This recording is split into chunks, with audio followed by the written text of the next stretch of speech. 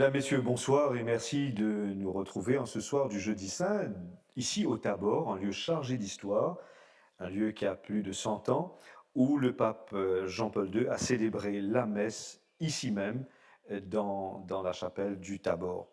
Et c'est ici que nous allons à la rencontre de Monseigneur Jean-Michel Duron, évêque du diocèse de Port-Louis, en ce soir du Jeudi Saint. Monseigneur, bonsoir.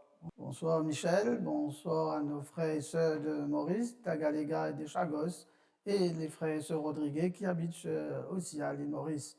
Je suis très heureux d'être parmi vous ce soir du Jeudi Saint. Merci de m'accueillir toi aussi, Michel. Alors, Monseigneur, c'est une semaine intense que l'Église va vivre, que l'Église a commencé à vivre depuis dimanche dernier avec l'entrée messianique de Jésus à Jérusalem, avec le dimanche des Rameaux. Et là, nous sommes au soir du Jeudi Saint, où ce matin même, vous avez célébré la messe à la cathédrale Saint-Louis, entouré de votre clergé, où vous avez renouvelé vos vœux de sacerdoce. Alors, la messe que nous appelons le matin la messe chrismale, qui est la messe que nous célébrons avant que nous rentrions le jeudi soir dans ce que nous appelons le Triduum pascal, les 3 jours saints qui culminent vers Pâques durant la semaine sainte. Alors, la messe chrismale, c'est une messe où il y a pas mal de symboles. Un des symboles, c'est la bénédiction et la consécration des huiles. Nous bénissons l'huile des malades que tous les prêtres utiliseront pendant toute l'année.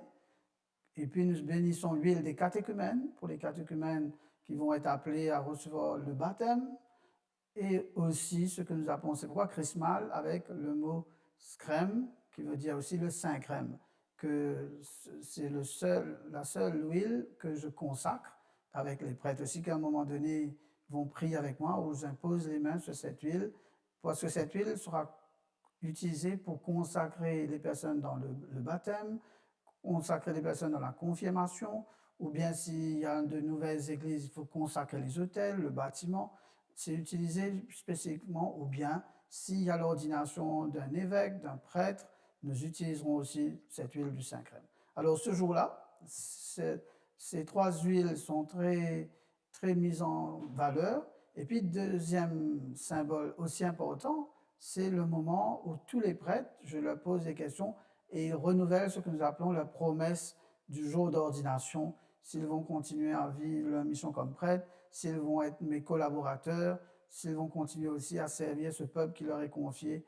Et moi aussi, je demande aussi au peuple de Dieu de prier pour moi comme évêque de Port-Louis.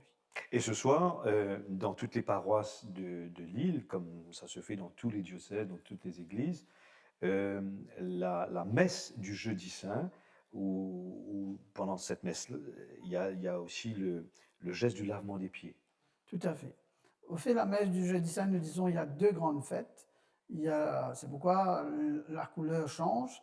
C'est la couleur blanche ce jour-là, c'est la couleur de la fête. Et puis, deuxièmement, nous sonnons les cloches et nous chantons le Gloria. Le Gloria n'est pas chanté pour presque pendant tout le temps du carême, mais ce jour-là, on sonne les cloches.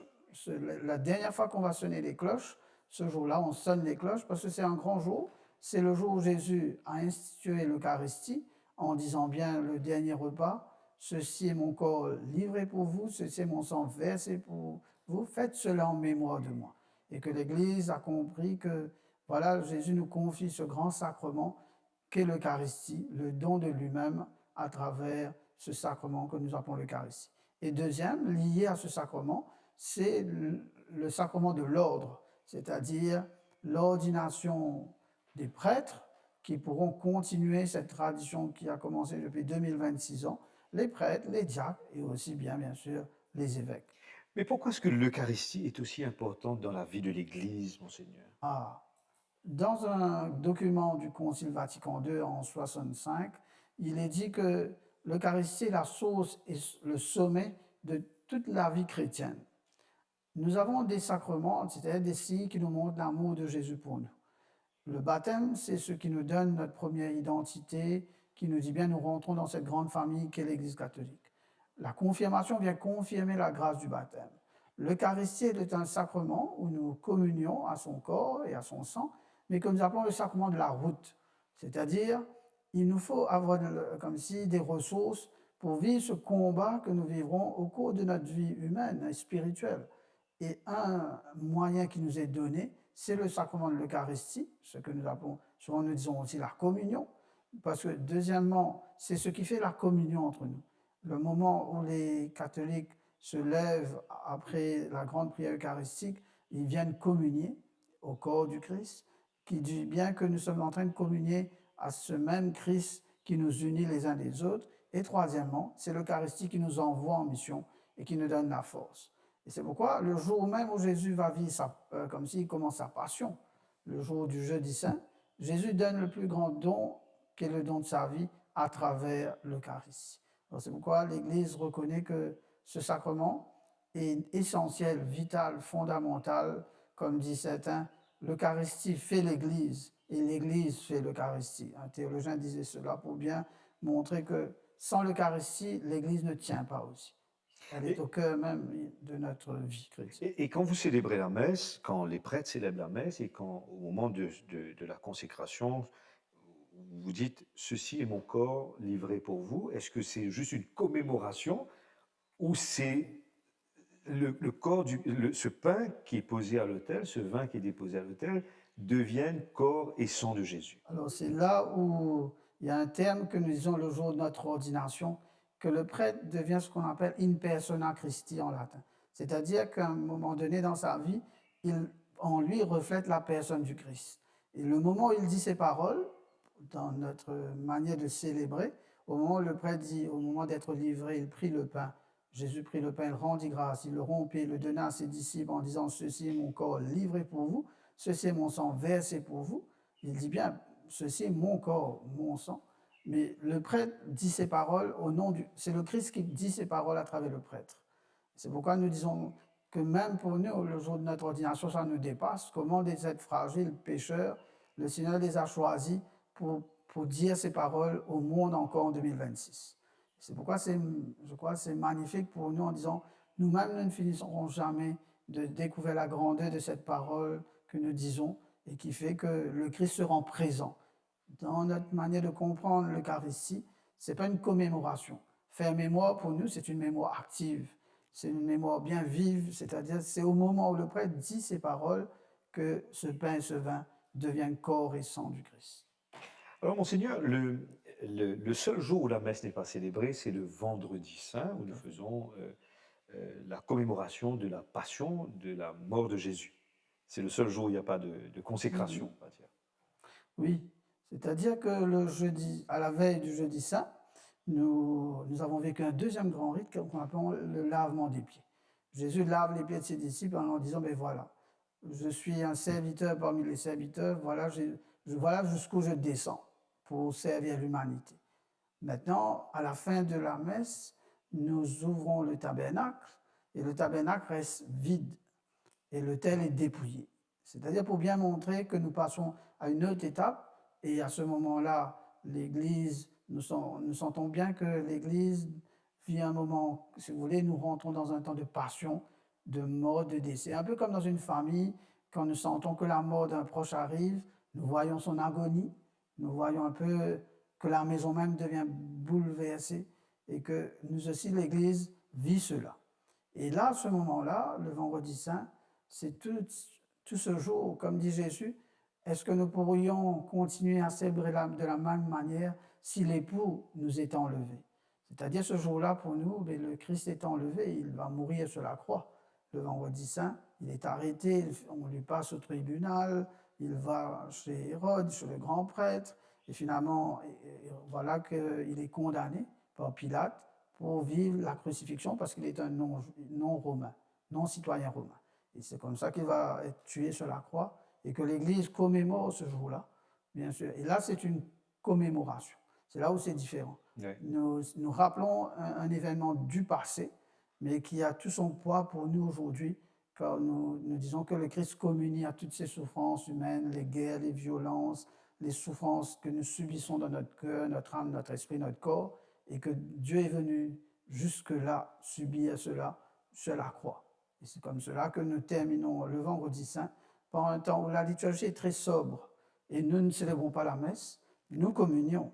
Mais ce jour-là, il n'y a aucune parole, nous ne redisons pas les paroles parce que Pour nous, Jésus vit, on vit pleinement cette commémoration, faire souvenir de sa mort. Donc, comme si c'est un jour de deuil, si vous voulez, dans l'Église, et qu'à un moment donné, nous vivons ce rite qu'on appelle la vénération de la croix, et que chaque enfant, adulte, jeune, vient devant la croix et fait un geste de respect pour dire, bien Seigneur, nous reconnaissons jusqu'où Dieu a donné sa vie. Mais c'est un jour d'espérance. Hein. Il ne faut pas prendre quand même que ce jour-là est un jour de... Comme si, bien sûr, c'est un jour où nous communions au souffrant du Christ. Nous sommes tristes pour jusqu'où Dieu est allé pour l'humanité, dans son corps d'homme. Mais nous avons une grande espérance. Et les chemins de croix que nous vivons ce jour-là, souvent à la cathédrale, à midi, l'évêque que je suis vit le chemin de croix devant chaque station avec toute une méditation.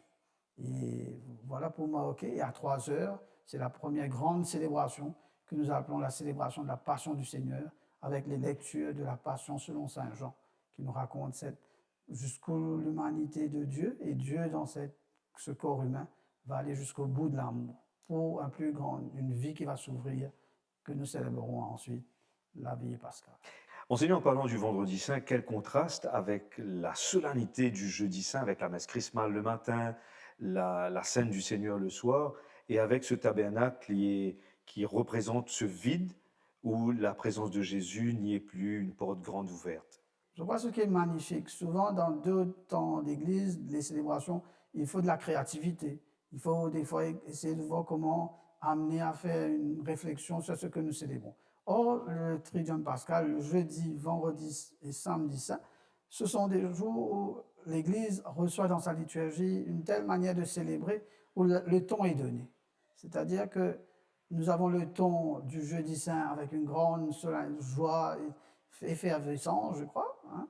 Et puis, comme si nous ne sentons plus, nous arrivons vers le jeudi soir, que comme on dit, le tempo descend et que nous rentrons plus dans une sobriété, une manière austère aussi de célébrer, mais tellement riche pour moi, avec les 10 grandes prières universelles aussi durant ce vendredi saint, où nous prions pas seulement pour l'Église, c'est ça qui est magnifique, nous prions pour les chefs d'État, les hommes politiques, pour nos frères d'autres religions, pour ceux qui ne croient pas, qui sont athées, Pour les Juifs. pour les Juifs, pour tous ceux qui sont croyants ou non, pour ceux qui voyagent, pour ceux qui sont dans des pays en danger. C'est une très très belle prière qui reprend toute l'humanité et dire au Seigneur, mais voilà, toi qui as ouvert tes bras sur la croix, mais tu prends toute cette humanité aussi avec toi. Alors, Monseigneur, vous nous avez dit que l'Eucharistie était la source et le sommet de la foi chrétienne. Ici, dans notre diocèse, il y a les 40 heures ou l'adoration du Saint-Sacrement dans les églises qui attirent encore des foules. Qu'est-ce qui attire encore les gens, les chrétiens, les catholiques, mais aussi les gens d'autres religions? Qu'est-ce qu'ils viennent chercher? Qu'est-ce qu'ils viennent déposer devant le Saint-Sacrement? C'est une grande tradition. Hein. Ça a commencé au début même, au milieu du XXe siècle dans nos diocèses. Hein. Il y a une longue tradition qui nous appelle pendant carême, nous fait ce qu'on appelle les 40 heures. Si nous parlons dans les autres diocèses, il n'est pas trop, ça pas À La Réunion, par exemple, à Rodrigue Payne. Mais c'est très particulier dans nos réalités mauriciennes. Et pourquoi peut-être l'évêque et puis man chrétien à l'époque-là, mon père ce temps-là, mais quand c'était une grande intuition. Parce que quelque part, si nous pouvons dire, c'est le moment où bon Dieu peut dire nous, prend compte des dons qu'il m'a fait de la vie, c'est un décentrement de soi pour aller vers le Christ, vers Dieu lui-même, mais qui plus grande manière peut-être aussi faire, c'est contempler, adorer à travers le Saint-Sacrement, qui nous trouve, ce même Saint-Sacrement qui nous communie, c'est qui nous dit le corps du Christ, hein, à toutes les messes, mais nous mettons dans ce qui est un objet qui m'appelle ostensoir, souvent il y a une forme, un grand soleil, et puis à l'intérieur un rond, qui nous appelle lunule, et qui nous met le Saint-Sacrement, le prêtre mettait, et pendant presque 40 heures, on connaît dans ma paroisse, des fois je fais la nuit, toute la nuit, et qui m'a dit défiler devant le Saint-Sacrement, et mettre devant le Saint-Sacrement. Et comme une sainte dire, le Saint-Sacrement, comme un soleil qui peut briller, et nous comme un linge, et qui nous gagne un rayon de soleil, là, sans qu'il nous fait aucun effort, et qui, bon Dieu, vient mettre ce rayon d'amour là nous. C'est comme ça que tu peux décrire un peu cette expérience d'adoration, et qui, me trouve une très, très belle image, et qui touche toute l'humanité, hein, il n'est pas réservé aux catholiques. Pour moi, je suis très frappé que des personnes de différentes religions, peut-être même pas qui croyant, mais se devinent et qui se devinent faire une démarche d'adoration devant le Saint-Sacrement, une temps de prière personnelle et un temps de prière aussi en communauté, parce que des fois, ben, un groupe anime ce temps-là. Mm. Et mon très, pour moi, c'est un beau temps, un temps fort d'église, avec une église en pèlerinage. Pourquoi c'est ça aussi? Jésus s'est mis en pèlerinage, lui aussi, pour nous. Mais nous, est-ce que nous pouvons nous aussi sortir de nos habitudes, de nos routines, sortir de nos chantiers battus, sortir un peu de notre comme si notre vie un peu bien réglée ou bien dans nos conforts, pour nous laisser aussi bousculer par ce que le Seigneur peut nous donner.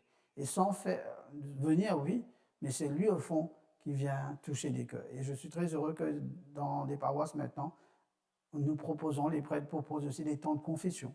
C'est-à-dire, si le Seigneur t'a touché, est-ce que ton cœur a besoin d'être, comme on dit, déchirez vos cœurs, non pas vos vêtements, comme dit Joël, que ces personnes puissent, après avoir vécu une expérience forte de rencontre avec Jésus-Christ, demander aussi la grâce du pardon, comme si se purifier et se mettre debout, joyeux d'être guéri. Alors, nous sommes dans cette chapelle du Tabor, de ce lieu qu'on appelle le Tabor à Maurice. Et le Tabor en Israël, c'est la haute montagne où Jésus a été transfiguré, un peu l'ostensoir qui est posé à l'autel sur le Tabor, sur ce petit socle qu'on appelle le Tabor, vient nous dire ce rayonnement de la transfiguration de Jésus. Tout à fait. Comme si cette même expérience qu'ont vécu Pierre, Jacques et Jean, qui se sont mis au pied du Seigneur en voyant le Seigneur se montre tel qu'il est dans toute sa divinité. C'est cela l'expérience. Après la tentation qui a montré Dieu dans son humanité vit la tentation humaine sans péché, sans tomber, lui, dans nos faiblesses de péché. Et dans l'autre dimension, la transfiguration, c'est Dieu fait homme, mais qui montre aussi toute sa divinité, qui il est profondément. Et qu'il montre ce Dieu transfiguré et que c'est vers cela qu'il est appelé. Mais il le montre déjà. Mais il dit bien, mais ce même visage transfiguré sera défiguré par la passion, la mort sur la croix, et que le troisième jour, il ressuscitera pour dire que la transfiguration trouve tout son sens dedans. Et que Dieu veut aussi peut-être à travers l'adoration du Saint-Sacrement, transfigurer nos vies, transformer nos vies, nous montrer que nous pourrons, comme Pierre, Jacques et Jean, vivre, je crois, un retournement intérieur mais magnifique pour devenir de grands missionnaires chacun. Alors, il y a un jeune saint, Carlo Acutis, qui lit sur la vie, sur la vie assez courte. Et il trouve, il a une intuition pour qui lui montrer au monde entier, il fait un répertoire de tout les miracles eucharistiques dans le monde. Oui, c'est ça qui est magnifique. À 15 ans, nous qu'à penser, d'ailleurs, quand on a assis, nous étions comme on monté sur l'école, il mettait un jean, basket, hein, tennis, il habille comme tous les 15 ans. Les Tianzen qui nous dit dans la vie, hein, il n'est pas déconnecté. Et c'est ça qui est magnifique. Même s'il n'est pas déconnecté au style de vie à 15 ans, mais il tient une grande intuition, une grande conviction que l'Eucharistie, comme il dit, c'est l'autoroute vers le ciel. Il dit ça, c'est une parole qui dit servie. Il dit qu'on sent que un zen vive l'Eucharistie, vive cette communion avec Jésus-Christ, il n'est pas banal. Il dit pour faire une recherche lui-même dans sur maladie, sur souffrance, qui nous appelle le saint patron de l'Internet, hein, parce que lui, sa génération qui commence à bien Internet, il prend tout dans le monde entier, tout qui nous appelle un miracle eucharistique. Et mon père peut célébrer la messe, mais du monde trouve 10 peut couler dans le corps du Christ, il trouve une conversion magnifique. C'est un miracle que l'Eucharistie peut faire. Et là, il recueille tout ça là dans le monde entier, il fait, comment dire, il poste l'eau, Internet, les réseaux sociaux, pour que les autres zen découvrent cette grâce qui, le bon Dieu, est même présent. C'était ça ce but. Dieu est présent, même s'il ne passe pas sur souffrance, sur l'amour, mais il y a une grande espérance qu'il a vie plus fort qu'il l'amour. Et c'est comme ça que l'Eucharistie veut dire cela aussi. Qu'il ne pas célébrer la messe sans qu'il nous conscient qu'un jour, nous ne passons par l'amour. Et d'ailleurs, les catholiques, avant de passer par l'amour, nous appelons ça le viatique. Dernier jour, nous l'amour, nous avons nous communier au corps du Christ comme un vivant. Parce qu'après la mort, ne pas donner la corps du Christ un mot, un vivant. Pour dire que voilà, c'est le passage. Viatique veut dire c'est le chemin. Donc ça donne tout le sens qui Carlo, tu peux dire à côté, mais c'est une autoroute, c'est un chemin qui prépare nous à un plus grand bien, c'est-à-dire la vie qui éternelle, la vie de rencontre avec le ressuscité, Jésus le ressuscité lui-même. Alors, Monseigneur, vous en tant que pasteur, qu'évêque de ce diocèse, comment, ou tu voudrais, encourage ben, fidèles catholiques à retrouver dans l'Eucharistie pour aller vraiment vers l'essentiel? Tout à fait, nous ne connaissons pas pour finir de découvrir la grandeur de l'Eucharistie lui-même. Et qui respecte aussi nos besoins. Souvent, nous devons faire aussi attention, tellement nous habitués, peut-être dans nos manières de communier, dans nos manières de prendre l'Eucharistie dans nos larmes. Comme dit un saint, la main, nos mains deviennent le trône où Dieu vient, comme tu as dit toi-même, le tableau, peut-être nos mains c'est le tableau, où Jésus vient déposer comme l'ostensoir dans nos mains. Alors, ça demande nous toujours, est-ce que nous conscients que bon Dieu peut mettre dans nous la main et que ce petit pain qui paraît un petit pain, mais qui se la force. Et mon corps, premièrement, ne pas banalise l'Eucharistie. Deuxièmement, mon corps, pour nous, c'est une dimension communautaire, c'est-à-dire, c'est pas juste que moi, je communier, comment dire, mon règle avec Jésus-Christ, moi, la messe, mais est-ce qu'il y a une démarche d'un peuple en marche qui est en communion avec le Christ lui-même. Et que le Christ est cette tête qui conduit son Église. Alors ça, c'est aussi important. Et dans cette communion, bien sûr, nous bien reconnaître aussi nos frères et sœurs qui vivent une situation de souffrance, divorcés, personnes en nouvelle union, zen ou adultes qui ne peuvent pas communier pour plusieurs raisons, et que eux aussi, ils en viennent communion avec le Christ, mais ils doivent communier au corps du Christ. Nos corps dans l'Église, on dit nous avons un regard aussi de miséricorde. Parce que l'Eucharistie, c'est le troisième qui sur mon corps est important. Ce n'est pas un repas des parfaits. Ce n'est pas la rencontre du Christ avec des parfaits, mais la rencontre du Christ avec des pécheurs. C'est pourquoi souvent, quand nous tentons à causer, toi, la messe, mais toi-même, tu n'aimes pas bon. Mon corps, au contraire, mon corps nous vient dire, parce qu'il nous pas bon même, peut-être à cause de moi, besoin de la messe. Parce que peut-être pour moi, guérir moi-même et qui m'a un pécheur. C'est pourquoi je dis cette humilité, comment regarder l'humilité de Dieu, comme ce chant dit bien, regardez l'humilité de Dieu, faites-lui hommage à votre cœur, mais c'est pourquoi dans ce sens-là. L'Eucharistie, pour demander une démarche humble, jamais une démarche de je mérite, mais au contraire, je la reçois d'une manière simple et humble. Et nous, prêtres, je crois, évêques, au contraire, ça nous demande d'être nous-mêmes le plus reconnaissant de nous avoir appelés pour choisir, appelés pour célébrer l'Eucharistie, mais sans orgueil, mais plutôt dans une simplicité. Monseigneur, nous sommes arrivés à la fin de notre émission ce soir du Jeudi Saint. Merci beaucoup pour votre présence et merci pour vos réflexions.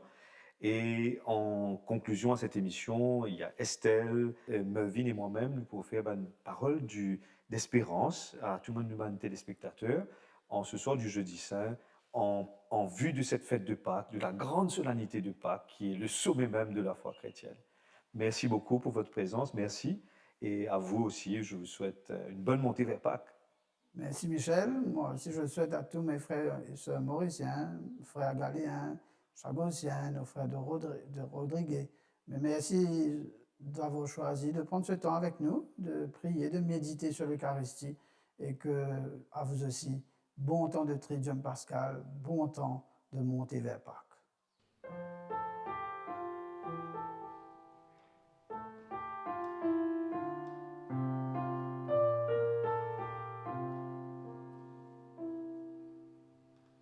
Brillez des chaleurs de Pâques, scintillez au jour de demain, annoncez l'époux qui revient, éveillant tout sur son passage.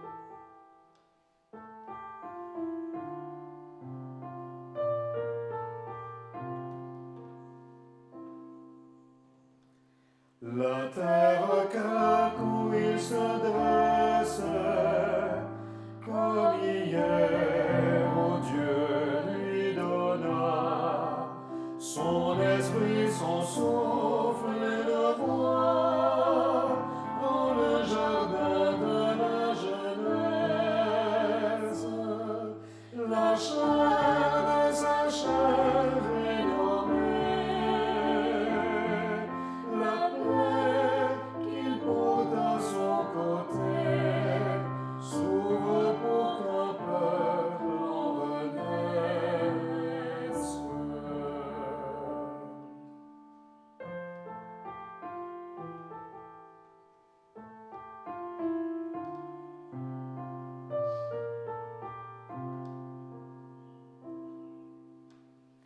Voici le temps où Dieu se hâte, de sa main il couvre les eaux, il en tire un monde.